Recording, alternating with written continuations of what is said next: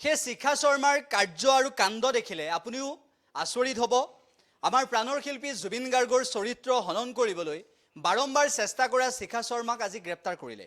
কিন্তু লাজ লগা বিষয় এইটোৱে যে শিখা শৰ্মাক গ্ৰেপ্তাৰ কৰাৰ পিছতো অলপো অনুশোচনা নাই। নীলাজৰ দৰে আচৰণ কৰা শিখা শৰ্মাই কেনেকুৱা কৰিছে চাওক। আমি এক্সক্লুচিভ সেই দৃশ্য আপোনালোকক এই মুহূৰ্তত দেখুৱাইছোঁ। নীলাজৰ দৰে আচৰণ কৰা এয়া হৈছে শিখা শৰ্মাৰ কাণ্ড। নীলাজৰ দৰে আচৰণ কৰা শিখা শৰ্মাৰ কাণ্ড আমি আপোনালোকক দেখুৱাইছোঁ। কেনেদৰে হাঁহি আছে নীলাজৰ দৰে আচৰণ কৰা শিখা শৰ্মাই। এয়া হৈছে শিখা শৰ্মা, বিতৰ্কত থাকে সদায়, বিতৰ্কত থাকি ভাল পায়।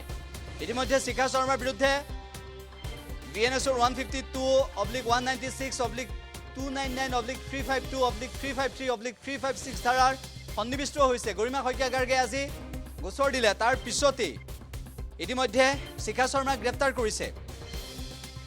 শিখা শৰ্মাক গ্ৰেপ্তাৰ কৰিছে। সামাজিক মাধ্যম যোগে অসম আৰক্ষীক ধন্যবাদ জ্ঞাপন কৰিছে গৰিমা শইকীয়া গাৰ্গে।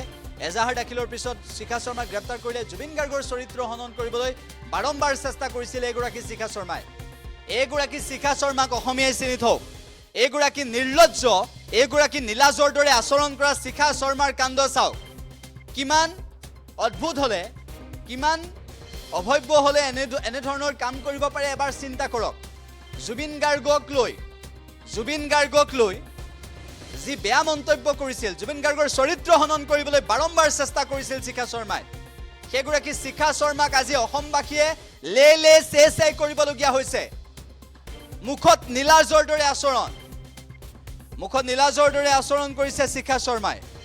আৰু সেইগৰাকী শিখা শৰ্মাৰ যি কাৰ্য, সেইগৰাকী শিখা শৰ্মাৰ যি কাণ্ড, সেয়া আপুনি দেখিলে আৰু শুনিলে আচৰিত হ'ব। সেয়া আপুনি এইবাবেই আচৰিত হ'ব, এয়া হৈছে শিখা শৰ্মাৰ কাণ্ড। এবাৰ আপুনি ভালদৰে চাওক কেনেদৰে হাঁহি আছে নীলাজৰ দৰে। এবাৰ চাওক প্ৰাণৰ শিল্পী জুবিন গাৰ্গক অপমান কৰিছে এইগৰাকী শিখা শৰ্মাই। নীলাজৰ দৰে আচৰণ কৰা এইগৰাকী শিখা শৰ্মাই প্ৰাণৰ শিল্পী জুবিন গাৰ্গক অপমান কৰিবলৈ সাহস ক'ত পালে? প্ৰাণৰ শিল্পী জুবিন গাৰ্গক অপমান কৰিবলৈ সাহস ক'ত পাইছে এইগৰাকী নীলাজৰ দৰে আচৰণ কৰা শিখা শৰ্মাই? আৰু গ্ৰেপ্তাৰ কৰাৰ পিছত হাঁহি আছে। এয়া হৈছে নীলাজৰ দৰে আচৰণ কৰা শিখা শৰ্মা। এটা সময় আছিল এইগৰাকী শিখা শৰ্মা বদৰুদ্দিন আজমল নেতৃত্বাধীন AIDFৰ আশে-পাশে আছিল। ধৰ্মীয় সংখ্যালঘু একাংশ ৰাইজক অস্ত্ৰ হিচাপে ব্যৱহাৰ কৰিব বিচাৰিছিল। আৰু এতিয়া সময় আহিল হিন্দুত্ববাদৰ এজেণ্ডা লৈ মাজে মাজে মন্তব্য কৰে। আৰু তাৰ পিছত এইগৰাকী নীলাজৰ দৰে আচৰণ কৰা শিখা শৰ্মাই প্ৰাণৰ শিল্পী জুবিন গাৰ্গক অপমান কৰিছে। অসমীয়াই ভালদৰে চিনি থওক এইগৰাকী শিখা শৰ্মাক।